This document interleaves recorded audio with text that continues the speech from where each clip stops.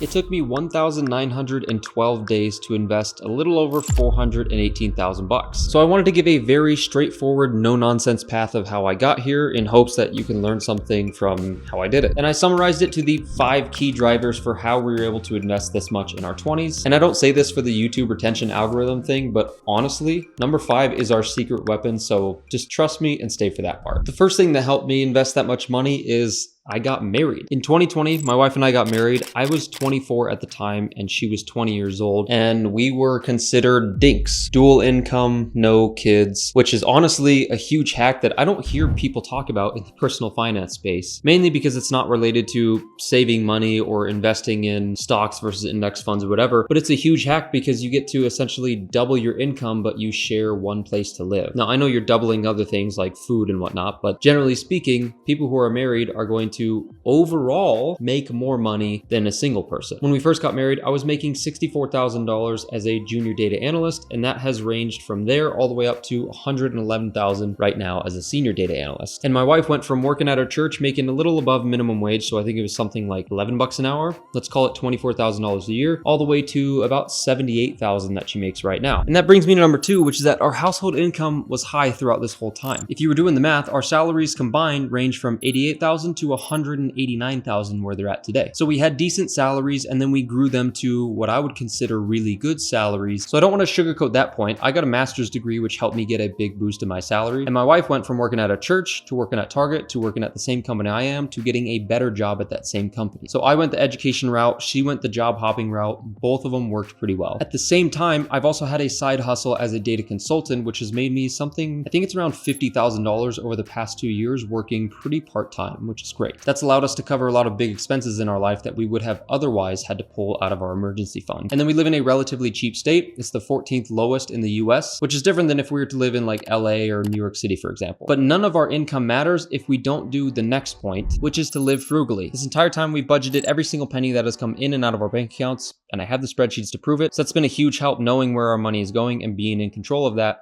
rather than just spending frivolously and then wondering where our money is. Also, for the first 2.5 years of our marriage, we lived in a 540 square foot apartment, and the rent was somewhere between $850 and $900 a month total. So we were living really, really cheap, which helps tremendously when you have decent incomes. And then we did all the typical frugal stuff like only driving used cars, meal prepping, not buying clothes all the time. The boring stuff, it's important, but let's be honest, it's boring. The fun stuff though is enabled because of that, which is number 4, investing as much as humanly possible. The current investment accounts we have right now is a 401k for me, 1 for my wife, a Roth IRA for me, 1 for my wife, a taxable brokerage account, a health savings account, and a high yield savings account if you want to consider that an investment account. I'm technically doing it right now because it earns interest, whatever. You can disagree with me in the comments. But the bulk of our investments are in 2 types of funds, an aggressive growth fund and the S&P 500. It also really helps that the market has done incredible since 2020. 4 out of the 5 years, it's crushed with double-digit returns. 2022, it was down, I think, 19%. So I'm not going to sit here and pretend like I'm some investing genius.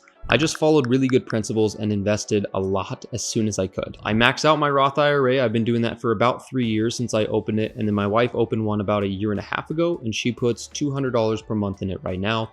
We're going to increase that over time. But those 2 investment accounts are not the main reason that we've made over $400,000. It's also not from our income alone. It's not from our high yield savings account. It's not from our health savings account. And it's not even from all the little frugal hacks that I talk about. The main driver that has been absolutely instrumental in growing our wealth has been our 401ks. Now, a lot of employers have this, especially if you work at a big company, and the typical 401k is something like you put in 6%, they match 4%, and then you're done. But the 401k at the company we work for is just ridiculous. I've never seen anything like it. When we put in 6% of our salary, they put in the typical 4% for a total of 10, and then just for funsies, they say, hey, how about an additional 6%? Which means when I put in 6, they match with 10, and that's a 166% return on my money without even being invested yet. Think about how crazy that is. And it's even more amazing that a few years after we got married, my wife got a job at the same place, so we doubled this effort. I've been doing it for 5.5 years, and I've grown it from that initial 16% all the way up to 27%, or about $3,300 per month. My wife's been doing it for 3 years. She puts a total of 30% between her contributions and our companies, and she puts about $2,500 or $2,600 per month in it. Combine that with what we put in our health savings account and then our high yield savings account, and our Roth IRAs, and we are investing a total of $8,800 every month. I don't even know what to say to that. I didn't even know it was that big until I checked it yesterday. That's what she said.